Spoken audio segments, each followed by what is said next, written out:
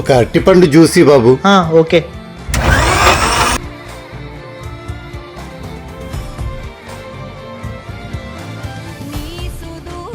బాబు ఎంత? 50 రూపాయలు అంకుల్.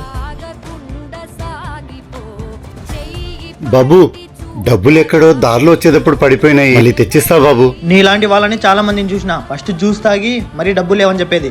లేదు బాబు, నిజం చెప్తున్నా, దారిలో పడిపోయినాయి బాబు. అవన్నీ నాకు చెప్పొద్దు, ఫస్ట్ డబ్బులు కట్టు.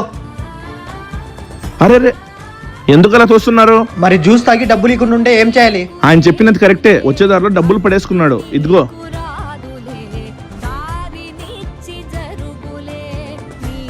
మీ తండ్రి వయసున్న పెద్ద ఆయన్ని నిజం చెప్తున్నా వినకుండా అలా దుబ్బాయడం ఎంతవరకు కరెక్ట్?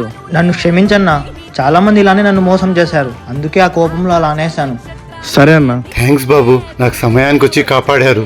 అయ్యో పర్లేదయ్యా.